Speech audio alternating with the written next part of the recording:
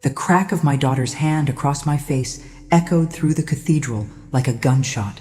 300 guests gasped in unison as I stumbled backward, my cheek burning with the force of her slap. By the time security reached us, Emma was already screaming that I had ruined her perfect day forever. If you're watching this, subscribe and let me know where you're watching from. Now, let me tell you how a $30 million wedding gift turned into the most humiliating moment of my 67 years on this planet. Though honestly, looking back now, it was also the moment everything finally started making sense. My name is Sarah Mitchell, and until 6 months ago, I thought I knew exactly who my daughter was. 23 years of raising her from a broken 5-year-old into what I believed was a successful, loving adult. 23 years of bedtime stories, school plays, graduation ceremonies, and heart-to-heart conversations about life, love, and following your dreams.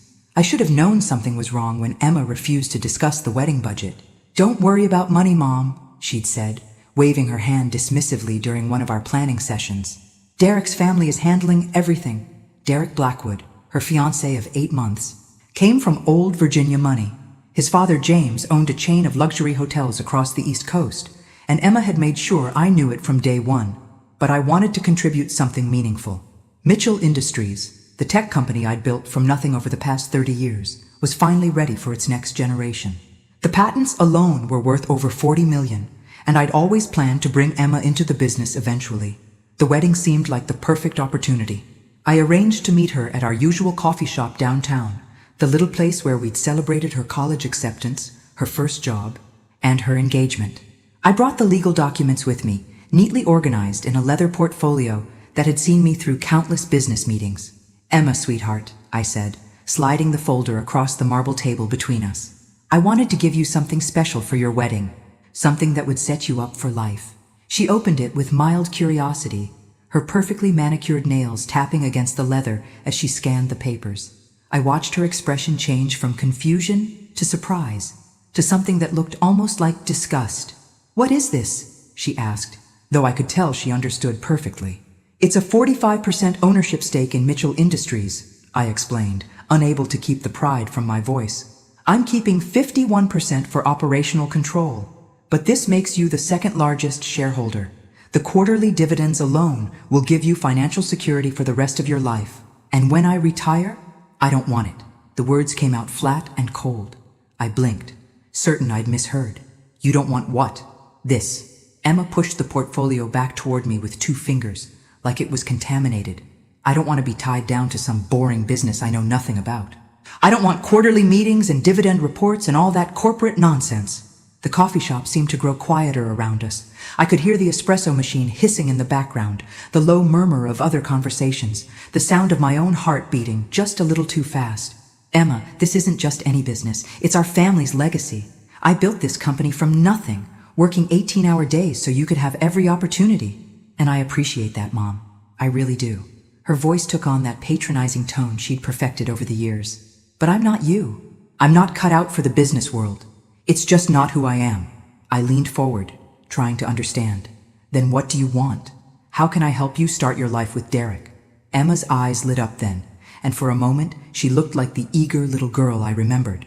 "Well, if you really want to give us a wedding gift, there is something that would mean a lot more than stock certificates." "Of course, anything." $30 million. The number hit me like a physical blow. I actually felt my mouth fall open, had to consciously close it again. "I'm sorry. What did you say?" $30 million. Emma spoke slowly now, like I was having trouble understanding English. "In cash. Derek and I have been looking at houses in Napa Valley, and we found the perfect estate. It's got vineyards, a main house, guest cottages, the works. But it's $30 million, and his trust fund won't release that kind of money until he's 35.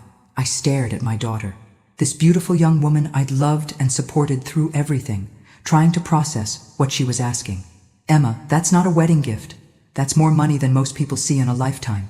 But you have it, don't you? The company's worth $40 million, you said so yourself. And you've got savings, investments, the house."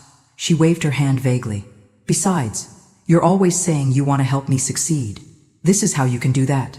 The logic was so twisted, it almost made me dizzy. She didn't want the steady, long-term wealth of company ownership, but she wanted me to liquidate everything I'd worked for to buy her a fancy house. Emma, even if I sold the company tomorrow, which I have no intention of doing, 30 million is 3/4 of everything I own. So? Her voice had gotten harder now, more demanding. It's not like you need it. You're almost 70, Mom. How much more money could you possibly spend? There it was. The casual dismissal of my remaining years, the assumption that my life was essentially over and therefore my resources were up for grabs. I'd heard this attitude from other elderly people, stories of adult children circling like vultures, but I'd never imagined it would come from Emma. I took a slow sip of my coffee, buying myself time to think. The bitter taste seemed appropriate somehow.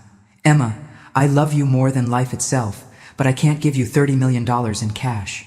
It would mean dismantling everything I've built, and frankly, it's not a reasonable request. Her face went through a series of expressions: surprise, disappointment, and then something that looked almost like rage. So that's it? You won't help your own daughter because you care more about your precious company than my happiness? I'm offering you nearly half of a $40 million company. How is that not helping you? Because I told you, I don't want to deal with business stuff. I want to live my life, travel with Derek, maybe start a family. I can't do that if I'm stuck in board meetings and dealing with shareholders and all that stress. I almost laughed. Almost.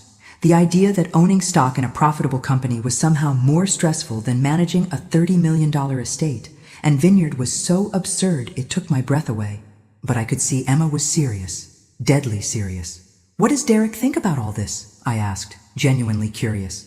Emma's expression shifted slightly, became more guarded. Derek agrees with me. He thinks it would be better to start fresh, without being tied down to your company. He's got his own business ideas. Something cold settled in my stomach. What kind of business ideas? Import-export stuff. He's got connections in Europe through his family, but he needs capital to get started. Emma leaned forward, her voice taking on that wheedling tone again. Look, Mom, I know this is a big ask, but think about it. You'd be setting us up for life. Isn't that what every parent wants? To know their child is secure? The manipulation was so blatant it was almost impressive. Almost. Emma, the stock I'm offering you would generate approximately $2 million a year in dividends alone. If that's not security, I don't know what is. But I'd still be dependent on the company doing well, on you making good decisions, on the market not crashing. Emma's voice was getting higher, more desperate. With the estate, we'd own something real, something tangible, something that's ours, not connected to your business. I studied my daughter's face, looking for the little girl I'd adopted 23 years ago. The scared 5-year-old who'd clung to me in the social worker's office, who'd cried herself to sleep for months until she finally believed I wasn't going to send her away. That child had needed security, stability, unconditional love. This woman sitting across from me wanted something entirely different. She wanted independence from me, my values, my life's work, while simultaneously demanding that I fund that independence to the tune of $30 million. I need some time to think about this, I said finally. Emma's smile was radiant, victorious. Of course, take all the time you need. The wedding's still 2 weeks away. As I walked to my car, I couldn't shake the feeling that something fundamental had just shifted in my relationship with my daughter, and not for the better. The 2 weeks that followed were among the most miserable of my life. Emma called daily, sometimes twice, always asking if I'd made my decision yet about the money. She never asked how I was doing, never inquired about my work or my health or anything else in my life. Every conversation revolved around the $30 million she was convinced I owed her. I tried talking to my attorney, Marcus Webb, who'd handled my business affairs for 15 years. His advice was characteristically blunt. Sarah, if you give her that kind of money, you'll be broke within 5 years, and she'll be back asking for more. I tried talking to my sister Helen, who lived in Oregon and had always been Emma's favorite aunt. Helen was horrified. That's not your daughter talking, she said. That sounds like someone who's been coached on what to say. By someone. We both meant Derek. I'd only met Derek Blackwood 3 times before the wedding. He was handsome in that generic country club way. Tall, blonde, well-dressed, with the kind of smooth manners that come from expensive private schools and even more expensive dental work. Emma was clearly smitten with him. But something about the way he looked at me had always made me uncomfortable. Like he was sizing me up, calculating my net worth. The wedding was set for Saturday afternoon at St. Bartholomew's Cathedral, followed by a reception at the Fairmont Hotel. Emma had wanted everything perfect, everything expensive. She'd spent months obsessing over flowers, photographers, musicians, menu choices. The guest list had grown from 50 to 300, most of whom were Derek's family and friends. I knew maybe 30 people in attendance. Friday night, there was a rehearsal dinner at Derek's parents' country club. James Blackwood, Derek's father, was everything I'd expected. Silver-haired, commanding, with the kind of presence that comes from never doubting your own importance. His wife Victoria was beautiful in that high-maintenance way that requires professional help to maintain past age 40. During dinner, James made a toast that made my skin crawl. "To Emma," he said, raising his champagne glass, "who's brought such joy to our Derek's life, and to Sarah, who raised such a lovely daughter and is being so generous with her wedding gift." The way he emphasized generous made it clear that Emma had shared the details of our conversation. I managed a smile and a nod, but inside I was seething. The assumption that I'd already agreed to hand over $30 million was breathtaking in its arrogance. After dinner, Derek pulled me aside for what he called a private conversation. We walked out to the club's terrace, overlooking the golf course, and he launched into what was clearly a prepared speech. "Sarah, I want you to know how much Emma and I appreciate what you're doing for us. The Napa estate means so much to her, to us. It's where we want to start our family, build our life together." "Derek," I interrupted, "I haven't actually agreed to anything yet." His smile faltered for just a moment. "Oh," Emma seemed to think it was all settled. "It's not." We stood there in awkward silence for a moment, the evening breeze carrying the scent of jasmine from the club's gardens. Derek's charm felt forced now, like a mask that didn't quite fit properly. "Well," he said finally, "I'm sure you'll make the right decision. Emma's happiness means everything to me, and I know it means everything to you, too." There was something in his tone that made me look at him more closely, something that felt almost like a threat wrapped in velvet politeness. "Of course Emma's happiness is important to me. That's why I'm offering her something that will provide long-term security and growth potential." "The stock thing." Derek waved his hand dismissively. "Look, Sarah, I appreciate the gesture, I really do. But Emma and I have our own vision for our future. We don't want to be tied down to someone else's company, someone else's decisions." Someone else's company. The casual way he dismissed 3 decades of my life's work was stunning. "Derek, it's not just any company. It's highly profitable, it's growing, and it would make Emma financially independent for life." "Financially dependent, you mean?" His voice had gotten colder. "Dependent on quarterly reports and board meetings and all the drama that comes with family businesses. Emma deserves better than that." I felt something shift inside me, a kind of clarity I hadn't experienced in weeks. What Emma deserves is a husband who supports her relationship with her mother, not one who tries to drive a wedge between us. Derek's mask slipped completely then. His smile vanished, replaced by an expression of pure calculation. "Sarah, let's be honest here. Emma is 28 years old. She's an adult who can make her own decisions about what she wants from life. And what she wants is independence from your controlling behavior." "Controlling behavior?" I couldn't keep the incredulity out of my voice. "The way you've kept her tied to you emotionally and financially her whole life. The guilt trips about sacrifice and gratitude. The constant reminders of how much you've done for her." Derek stepped closer, his voice dropping to barely above a whisper. "Emma's told me everything, Sarah. About how you use your generosity to manipulate her, how you make her feel guilty for wanting her own life." The accusation hit me like a physical blow. In 23 years of raising Emma, I'd never used my love as a weapon, never made her feel guilty for growing up and becoming independent. The fact that Derek could twist my devotion into something manipulative was almost incomprehensible. "That's not true," I said quietly. "Isn't it? Then prove it. Give her what she's asking for and let her live her own life without strings attached."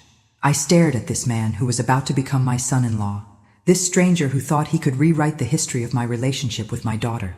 "Derek, I think you should know something about Emma. Something about her background that she might not have shared with you." His eyes narrowed. "What kind of something?"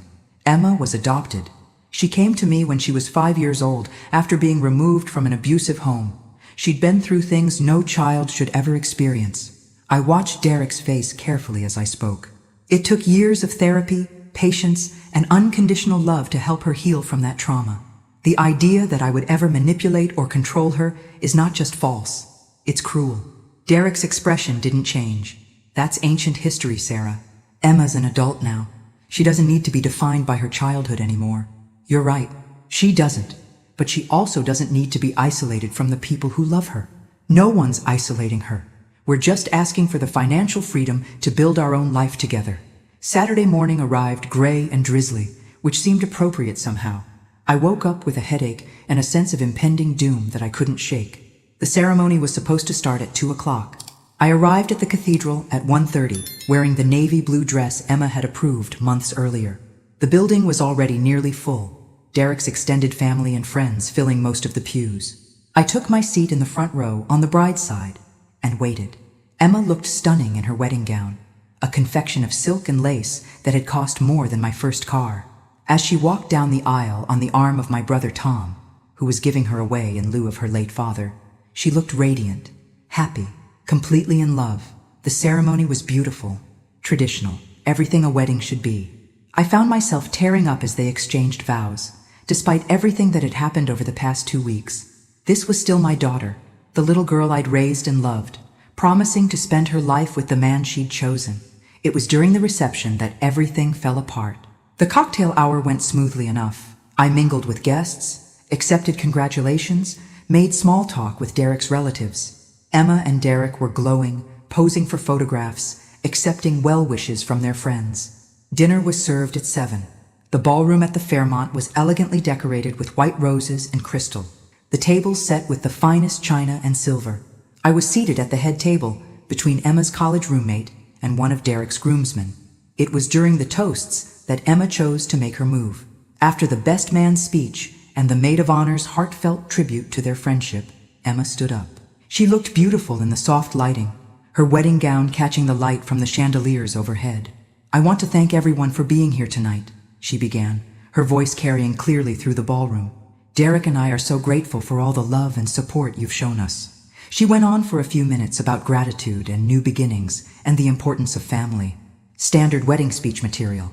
But then her tone shifted, became more pointed. "I especially want to thank my mother, Sarah Mitchell, who raised me from the time I was 5 years old."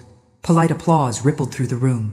"My mother taught me so many things about life, about perseverance, about building something from nothing." I smiled and nodded, wondering where this was going. "She also taught me about generosity, about putting family first, about making sacrifices for the people you love." Emma's voice was getting stronger, more confident. "Which is why I'm so excited to announce that my mother has given Derek and me the most incredible wedding gift, the down payment for our new home in Napa Valley." The applause was thunderous. 300 people clapping and cheering for my generosity, for my love, for my sacrifice. Except I hadn't made any sacrifice. I hadn't agreed to give them anything beyond the stock options Emma had rejected. I sat frozen in my chair as Emma continued talking, describing the estate they'd be purchasing, thanking me again for making their dreams possible. Derek was beaming beside her, playing the grateful son-in-law to perfection. When Emma finally sat down, still glowing from the applause, I leaned over and whispered in her ear, "Emma, what are you doing? I never agreed to give you the money." She turned to me with a smile that looked sweet from a distance, but was ice cold up close. "You will, Mom, because now you have to." That's when I realized I'd been played. Expertly, completely played. Emma had just announced to 300 people that I'd given her $30 million, knowing that the social pressure would make it almost impossible for me to back out publicly. She'd trapped me with my own reputation, my own desire to avoid humiliating her on her wedding day. But she'd underestimated one thing about the woman who'd raised her. I'd built a $40 million company from nothing. I hadn't gotten where I was by letting people manipulate me, even if that person was my own daughter. I stood up, my legs shaking slightly, but my voice steady and clear. "Emma, sweetheart, I think there's been a misunderstanding." The ballroom fell silent as I stood there. 300 faces turned toward me in expectation. Emma's smile faltered slightly, but she kept it frozen in place, probably thinking I was going to play along with her little charade. "I never agreed to give Emma and Derek $30 million, I said, my voice carrying clearly through the sound system. "What I offered my daughter was a 45% stake in Mitchell Industries, which she rejected because she didn't want to be bothered with business responsibilities." You could have heard a pin drop. The silence was so complete I could hear the ice clinking in someone's water glass 3 tables away. Emma's face had gone from radiant to horrified in the span of 2 seconds. "Mom," she hissed, still trying to keep her voice low enough that the microphones wouldn't pick it up. "What are you doing?" "I'm correcting the record," I said, still speaking into the microphone. "I love my daughter dearly, but I won't be manipulated into bankrupting myself to fund a lifestyle I can't afford to support." Derek stood up then, his face flushed with anger and embarrassment. "Sarah, this isn't the time or place for this conversation. Can't we discuss this privately?" The time for private conversations ended when my daughter decided to lie to 300 people about my generosity. I looked directly at Emma, my heart breaking at the fury in her eyes. "Emma, you've put me in an impossible position. You've announced something that isn't true, hoping to pressure me into making it true. You're humiliating me," Emma whispered, her voice shaking with rage. "On my wedding day in front of everyone, you humiliated yourself when you chose manipulation over honesty." That's when she slapped me. The crack echoed through the silent ballroom like a gunshot. My head snapped to the side from the force of it, and I actually stumbled backward a step. The burning sensation spread across my left cheek as 300 people gasped in unison. "You selfish, bitter old woman," Emma screamed, all pretense of wedding day composure gone now. "All I wanted was your help starting my life with Derek, and you couldn't even do that. You'd rather keep your precious money than see your daughter happy." Security was moving toward us now, but Derek grabbed Emma's arm, trying to pull her back. "Emma, please, let's handle this privately." But Emma was past caring about appearances. 23 years of suppressed resentment came pouring out all at once. "Do you know what it was like growing up with you? Always having to be grateful? Always having to prove I was worth the sacrifice you made taking me in? Never being allowed to just be your daughter because you never let me forget I was adopted." The words hit me harder than her hand had. "Emma, that's not true. Every time I wanted something you thought was frivolous, every time I made a choice you didn't approve of, you'd get that look, that disappointed look that reminded me I owed you everything." Emma was crying now, mascara streaking down her cheeks, but she didn't seem to care. "Well, I'm tired of owing you. I want to be free of your expectations and your judgments and your control." I stood there, my cheeks still burning, feeling like I'd been gutted. This wasn't my Emma talking.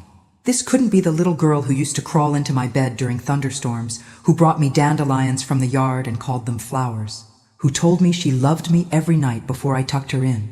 Derek was trying to calm her down, whispering urgently in her ear, but Emma shook him off. "No, Derek, I'm done pretending.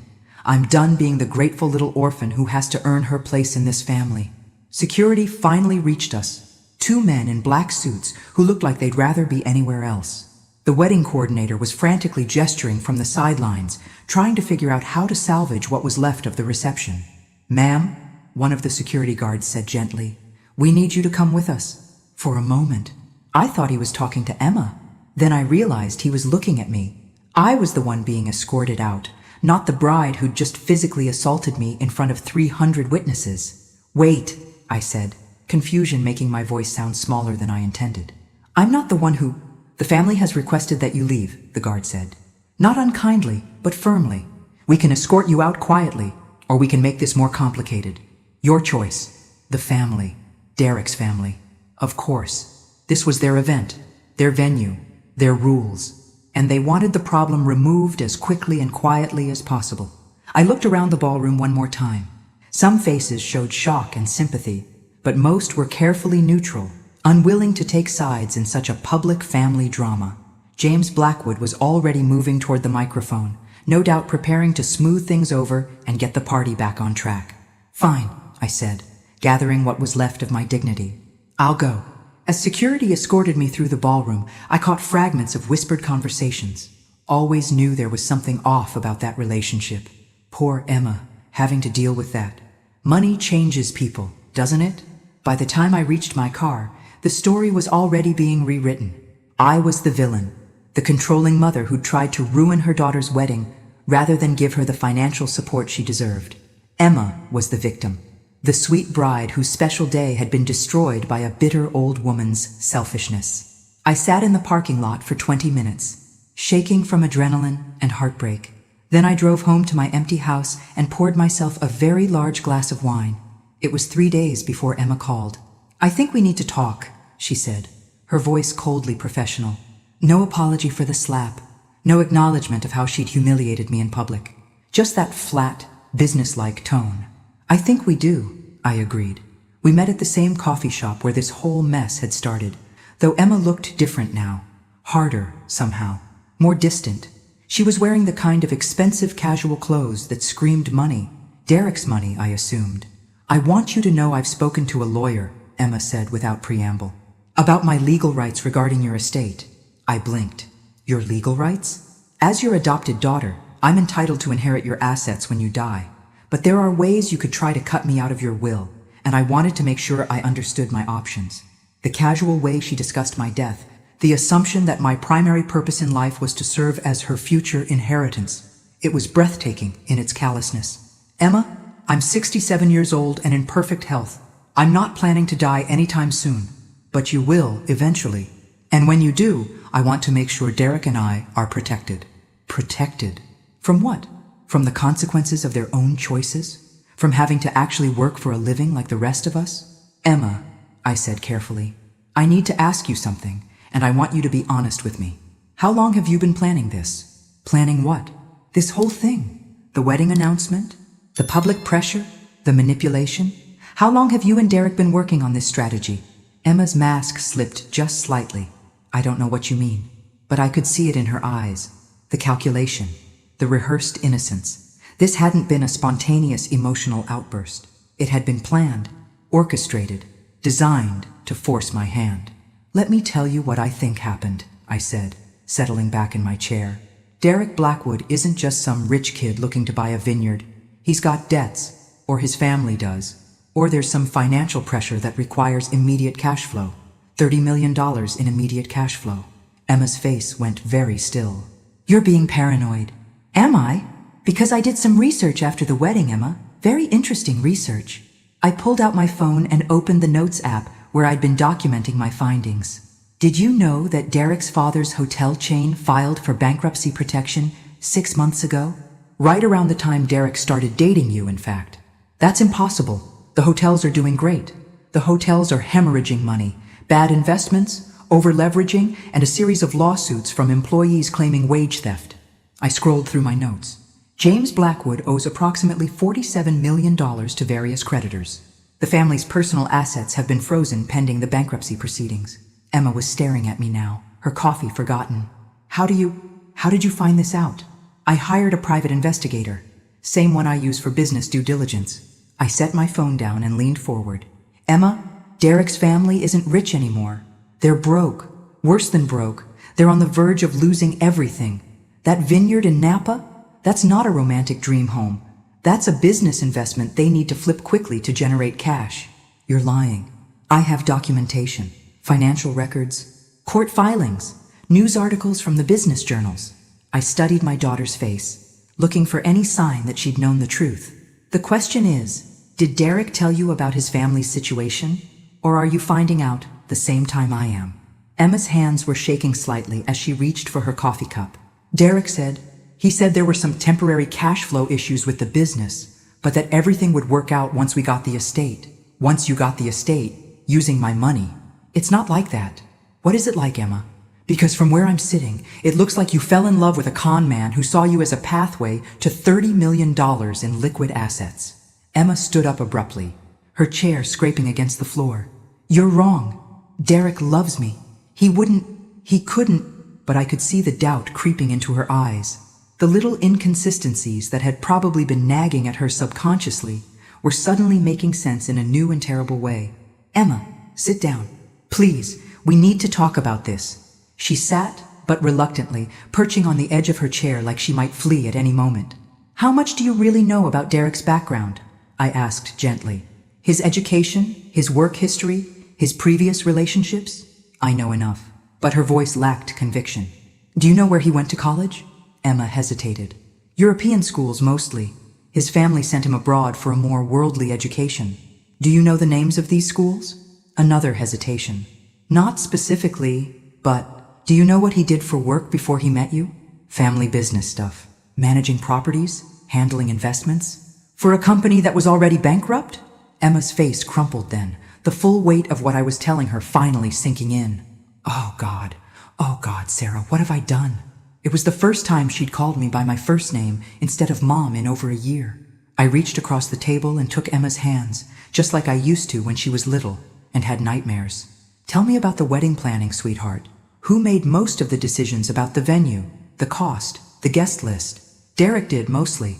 He said he wanted everything perfect for me, that I deserved the best. Emma's voice was barely a whisper. But the bills, they kept getting bigger and bigger. Every time I asked about staying within budget, he said not to worry about money, because he was planning to use my money to pay for it. Emma nodded miserably. The honeymoon too. Honeymoon. We're supposed to leave for a month in Europe next week. First-class flights, 5-star hotels, private tours. I thought his family was paying for it. They probably promised they would, not knowing they'd be bankrupt by the time the bills came due. We sat in silence for a few minutes, both processing the magnitude of what we were dealing with. Emma had been played expertly by someone who'd seen her vulnerabilities and exploited them without mercy. The motherless little girl who'd always craved security and acceptance had been perfect prey for a charming predator who promised her everything she'd ever wanted. Sarah, Emma said finally, I need to ask you something, and please be honest with me. Of course. When I was growing up, did I really act like an ungrateful brat? Did I really make you feel like the sacrifices you made weren't appreciated? The question broke my heart. Emma, no. Never. You were the best thing that ever happened to me. Every day I got to be your mother was a gift. Then why did Derek say those things? About me feeling guilty all the time. About you using your generosity to manipulate me. I chose my words carefully. Because he needed to drive a wedge between us. He needed you to see me as the enemy so you'd be willing to fight me for the money. If you'd maintained a close relationship with me, I might have been able to warn you about him sooner. Emma's eyes filled with tears. I said terrible things to you at the wedding. I called you selfish and bitter. I hit you in front of all those people. You were defending what you thought was your marriage, your future. I understand why you were angry, but I humiliated you. I made everyone think you were this horrible, controlling mother who didn't want her daughter to be happy. I squeezed her hands. Emma, we can fix this. It's not too late. How? How can we fix any of this? I smiled then, feeling something like my old self returning. Emma, I didn't build a $40 million company by accident. I've dealt with con men before, though admittedly never one who married my daughter first. Emma looked at me with the first spark of hope I'd seen since this whole mess started. What do you mean? I mean, Derek Blackwood made one crucial mistake in his planning. What mistake? He assumed I'd be easy to manipulate because I love you. He was right about the loving you part, but wrong about everything else. I pulled out my phone again. While he was busy turning you against me, I was documenting everything, every lie, every manipulation, every piece of financial fraud. Financial fraud? Emma, Derek signed contracts for a $30 million property purchase using my money without my consent. He booked a $100,000 honeymoon on credit cards in my name.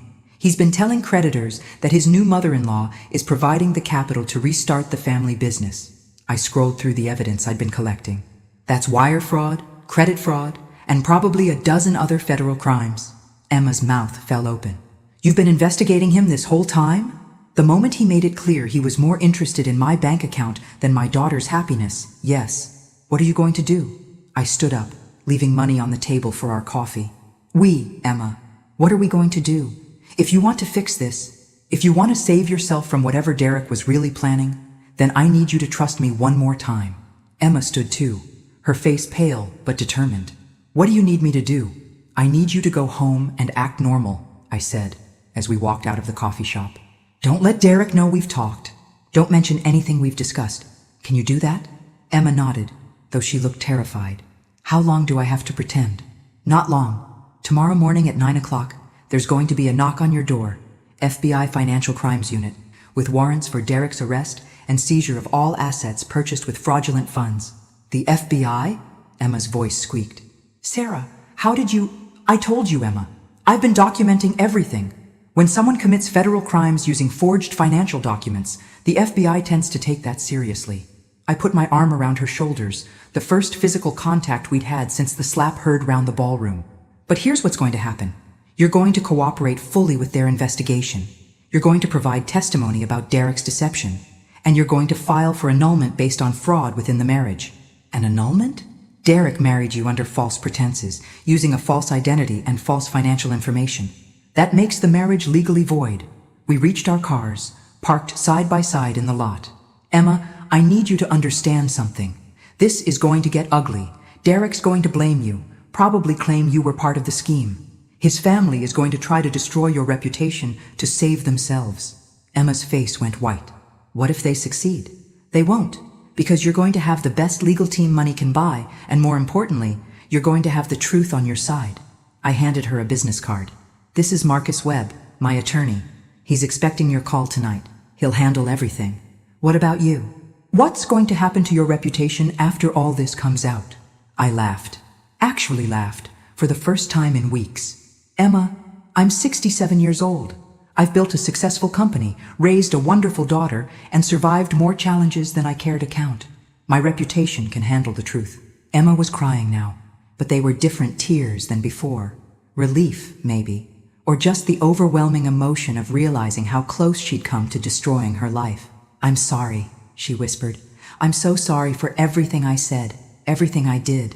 I don't know how you can ever forgive me. Emma, you were manipulated by an expert.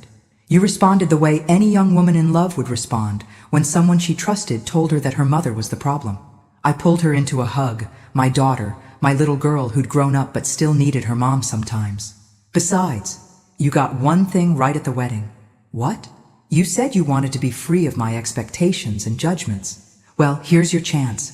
After this is over, after Derek is in federal prison and you've rebuilt your life, you get to decide what kind of relationship we have going forward. No guilt, no obligation, no strings attached. Emma pulled back to look at me. What if I want the same relationship we always had? What if I want to be your daughter again? Then you'll always be my daughter. That never changed, not even when you slapped me in front of 300 people. 6 months later, Emma and I were having coffee again at our usual place. Derek was serving 18 months in federal prison for wire fraud and identity theft. The Blackwood family had lost everything in bankruptcy proceedings.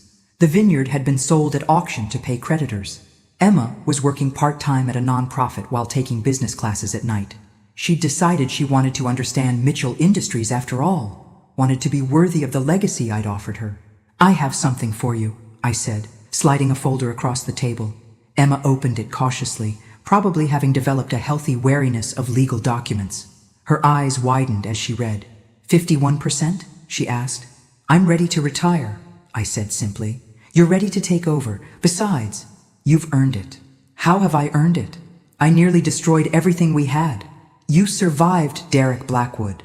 You came back from the worst mistake of your life stronger and wiser. You chose truth over comfortable lies. I reached across and squeezed her hand. Most importantly, you chose us. You chose family. Emma was crying again, but these were happy tears. I love you, Mom. I love you too, sweetheart. Always have, always will. As we left the coffee shop that day, I thought about how much can change in 6 months, how quickly trust can be broken and how slowly it can be rebuilt, how love, real love, survives even the worst betrayals. Emma had learned that independence doesn't come from cutting yourself off from the people who love you. It comes from making your own choices, taking responsibility for your mistakes, and building something meaningful with your life. And I'd learned that sometimes the best gift you can give someone is the chance to fail spectacularly and find their way back home. The wedding slap had been heard around the world, or at least around social media for about a week. But the reconciliation that followed was quieter, deeper, and infinitely more valuable. Sometimes the most painful moments of our lives turn out to be the most necessary ones. Thanks for listening. Don't forget to subscribe and feel free to share your story in the comments. Your voice matters.